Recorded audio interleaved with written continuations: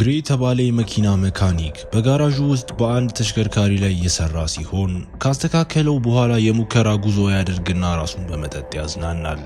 የሰው ልጅ ኮምፒውተር ማሻሻያዎችን ለሚያበረክተው ኮባልት ለተባለ ኩባንያ የምትሰራውን ባለቤቱን አሻን ለመጠበቅ ሄዶ ሁለቱ ወደ ውስጥ ሲገቡ ግሬም ቀኑን እንዴት እንዳሳለፈ ይነግራታል። አሻን በመኪናዎች መጫወት ለኑሮ የሚሆን ገቢ እንደማያስገኝ በማንሳት ስትቀልድበት ግሬ በበኩሉ እሱ ስለ ኩባንያው ብዙ ዕውቀት ለሌለው ድርጅት እንደምሰራ ያስታውሳታል። በዚያው ርዕስ ላይ ያሉ ግሬ የታደሰ መኪናውን ታዋቂ የቴክኖሎጂ ፈጣሪ ለሆነው ደንበኛው አሮንኪን ለመመለስ አብራው እንድትሄድ አሻን አሳምኗት አሻም ተስማምታ ወዲያውኑ ጉዟቸውን ይጀምራሉ። አሮን ቤት ሲደርሱ አሻ የአሮን ስራዎች ትልቅ አድናቂ ሆና ተገኝታ ደስታዋን ስትገልጽ ይህም አሮን የቅርብ ጊዜ ግኝቱን እንዲያሳያት አደረገው። ነገሩ በረሮ ይመስላል። ነገር ግን እሱ ስቴም ተብሎ የሚጠራ የሰው ሰራሽ አስተውሎት ወይም ኤአይ ቺፕ ሲሆን እንደ አሮን አባባል ስቴም ከማንኛውም የሰው ልጅ የተሻለ አፈጻጸም ይኖረዋል። ከዚህ አስደሳች ግኝት በኋላ ጥንዶቹ የአሻ ወደ ሆነችው ራሷን ወደምትነዳው መኪና ተመልሰው ወደ ቤታቸው መሄድ ጀምረው ናቸውም መንገዱ ላይ ማድረግ ስለማያስፈልጋቸው መሳሳም ጀምረው በድንገት ግሬ በተሳሳተ አቅጣጫ እየሄዱ መሆናቸውን ተረድቶ የአሻን ትኩረት ቢስበውም መኪናው ብልሽት ውስጥ ያለ ስለሚመስል ምንም ማድረግ አልቻለችም። ግሬ ፍሬኑን 2 ጊዜ እንዲረግጥ ብትጠይቀውም ነገር ግን በምትኩ መኪናው ወደ ግራ ታጥፎ አሻ ሲስተሙን ለመቆጣጠር ብትሞክርም ወንጀል በበዛበት ሰፈር ውስጥ አደጋም ይደርስባቸዋል። እንደ ዕድል ሆኖ ክፉኛ አልተጎዱም። ነገር ግን በ4 ሌቦች ጥቃት ደርሶባቸው አሻን ሲገሏት ግሬ በበኩሉ አንገቱ ላይ ተመቶ ከአንገቱ በታች ሽባም ሆነ። በመጨረሻው ቅጽበት ግሬ መንቀሳቀስ እንደማይችል ለአሻ እየነገራት ነገር ግን አይኗን እሱ ላይ እንድታደርግ ቢለምናትም አሻ ግን ሕይወቷን ማዳን ሳትችል በግሬ ፊት ለፊትም ትሞታለች።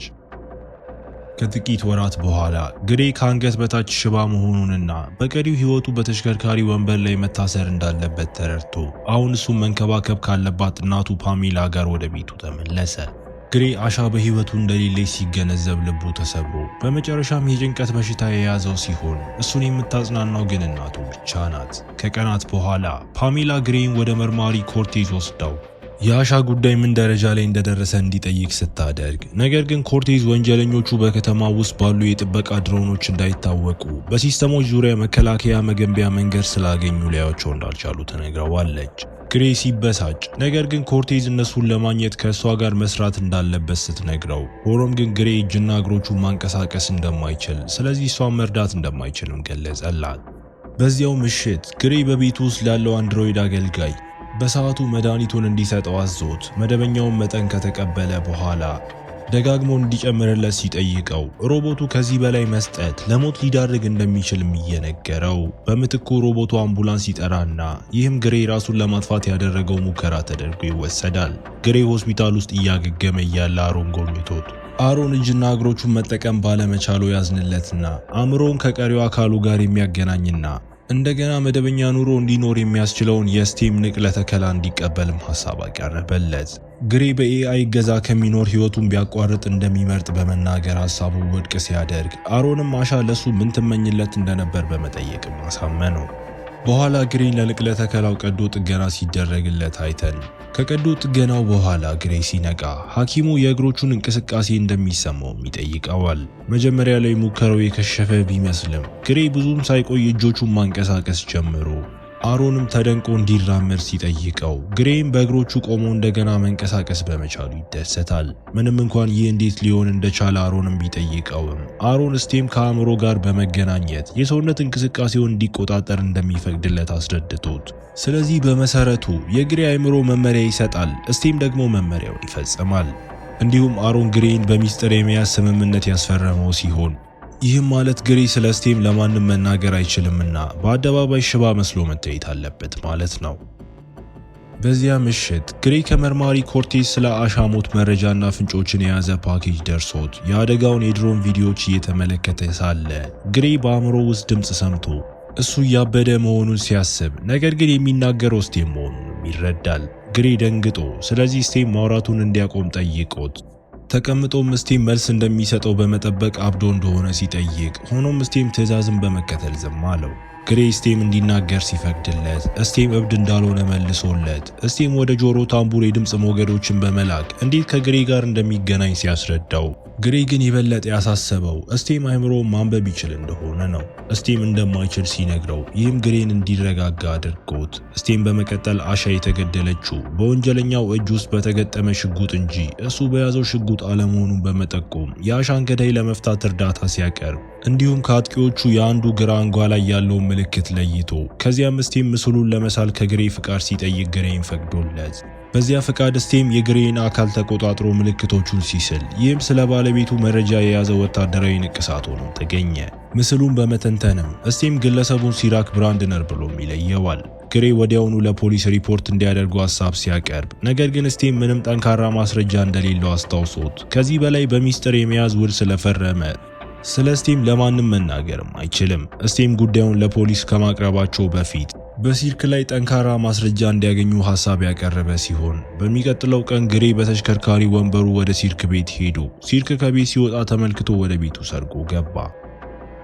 ኦልድ ቦንስ ወደ ተባለ የአካባቢው መጠጥ ቤት የሚወስዱ መልእክቶችን ቢያገኙ፣ ነገር ግን ግሬ ይህ በቂ ማስረጃ እንደሆነ አይሰማውም። እዚያ እንደነበር የሚያሳይ ማስረጃ ላለመተው በስቴም እየተመራ መፈተሹን ቀጥሎ፣ በሚያሳዝን ሁኔታ ሲርክ ይመጣና ግሬን ተደብቆ ይዞት ወዲያውኑ ግሬን አጥቅቶት እሱን ለመግደል ሲሞክር፣ ነገር ግን ስቴም ሲርክን ለመቋቋም ለጊዜው ሰውነቱን እንዲቆጣጠር ግሬን አሳምኖት ሲርክ ሳይጎዳው በፊት ግሬ ፈቃድ ሲሰጠው፣ ይህም ስቴም የግሬን አካል እንደተሰላ የውጊያ ማሽን በመጠቀም ያለምንም ጥረት ሲርክን እንዲያስወግድም አስቻለው። ግሬ ግን ስቴም በሰውየው ላይ ባደረገው ነገር ደንግጦ በሲንኩ ውስጥ ማስታውኮ ስቴም በተጠርጣሪዎች ዝርዝር ውስጥ እንዳይገባ የነካቸውን ቦታዎች በሙሉ ማጽዳት እንዳለበትም አስታወሰው።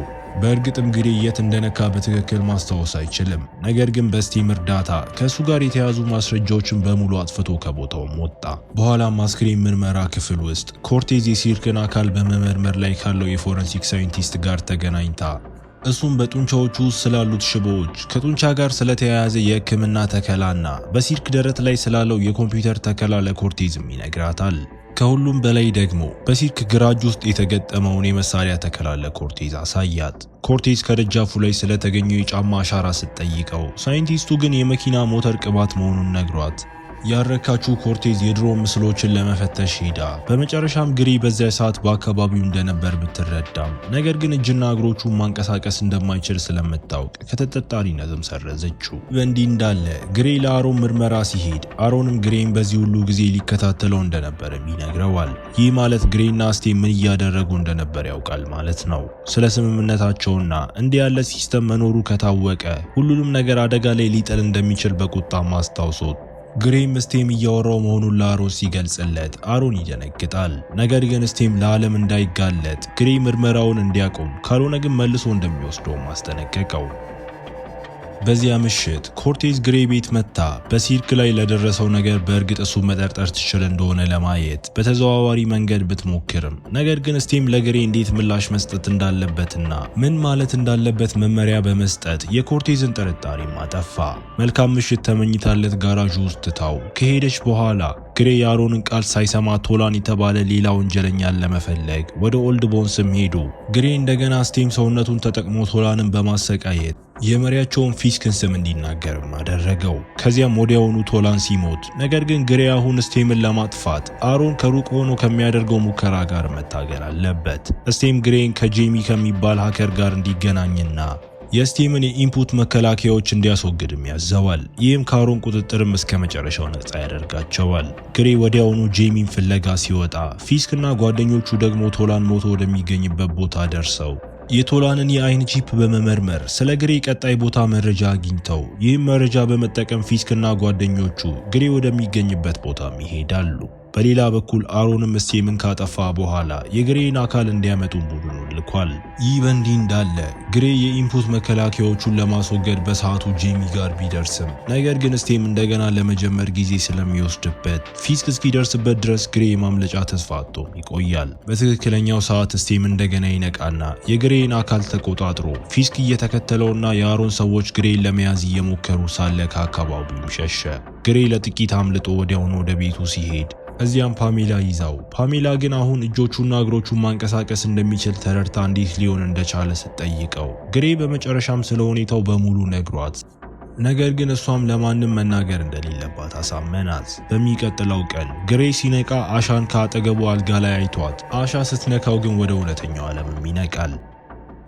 በኋላም ኮርቴዝ ግሬ ልትጠይቀው የመጣች ሲሆን ይህም የሆነው የግሬ ተሽከርካሪ ወንበር ቶላንና ጓደኞቹ በሞቱበት ቦታ ተገኝቶ ስለነበር ነው። ግሬ ግን በአሻ ላይ ምን እንደደረሰ ለማወቅ የሚሞክረው እሱ ቢሆን ደስ እንደሚለው በመናገር ሁሉንም ነገር ክዶ ኮርቴዝ ላይ ሲጮህባት እሷም ሄዳ፣ ነገር ግን ዋናው ነገር ኮርቴዝ ግሬ ወይም ስቴም ሳይረዱት የመስሚያ መሳሪያ ግሬ ላይም ለጥፋ ነበር። በመኪና ውስጥ ሆና የግሬን ንግግር በትዕግስት ስትጠብቅ ግሬ ስቴም ከሚባል ነገር ጋር ሲያወራ ሰምታ ግሬ ወንጀለኛ ሊሆን ይችላል የሚለውን ጥርጣሬዋን ታረጋግጣለች። ግሬ ተስፋ መቁረጥ ቢፈልግም ነገር ግን ስቴም የጀመሩትን መጨረስ እንዳለባቸውና ፊስክን አግኝተው ካላጠፉት ፊስክ እነሱን ለማጥፋት እንደሚመጣ ያስጠነቅቀዋል።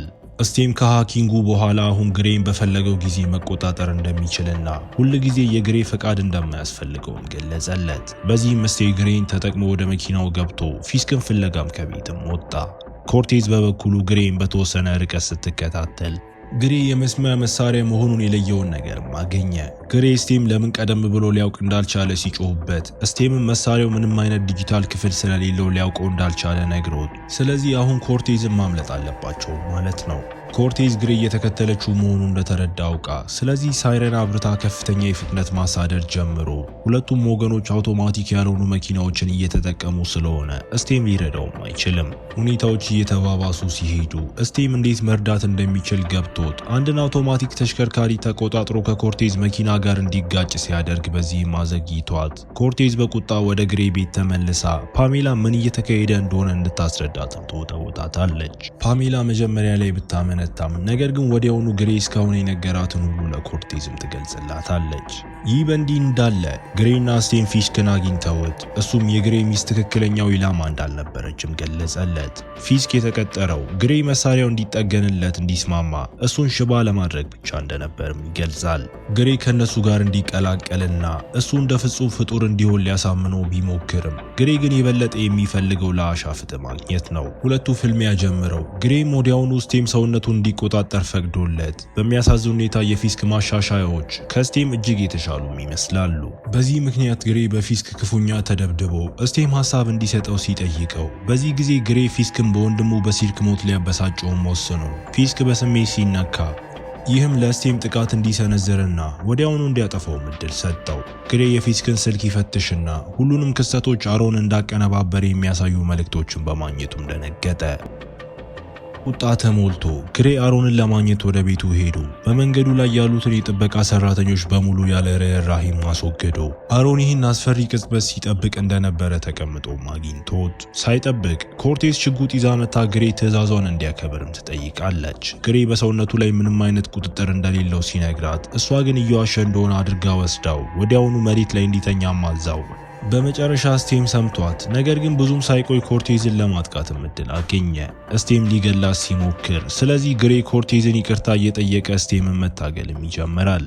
ኮርቴዝ ኤሌክትሪክ ሾክ ካደረገችው በኋላ አሮን ወደ ግሬ ጠጋ ብሎ ስቴም ሆስፒታል ሄዶ ግሬን የስቴም ንቅለ ተከላ እንዲቀበል እንዲያሳምነው ጨምሮ ሁሉንም ነገር እንዲያደርግ እንዴት እንዳስገደደው መናዘዝ ጀመረ።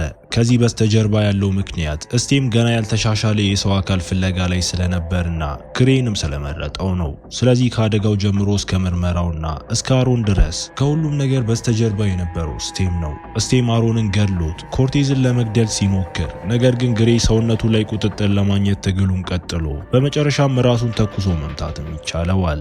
በድንገት ግሬ ሆስፒታል ውስጥ ሲነቃ እጆቹና እግሮቹ አሁንም እየሰሩ ነው። ስቴምን በቦታውም የለም። በሚገርም ሁኔታ አሻ ትመጣና ግሬ ከአደጋው በኋላ ለ2 ቀናት ራሱን ስቶ እንደቆየ ትነግረዋለች። ነገር ግን ይህ ሁሉ በአይምሮ ውስጥ ሲሆን በእውነቱ የግሬ አካል አሁንም አሮን ቤት ውስጥ ነውና ሙሉ በሙሉ ስቴም ተቆጣጥሮታል።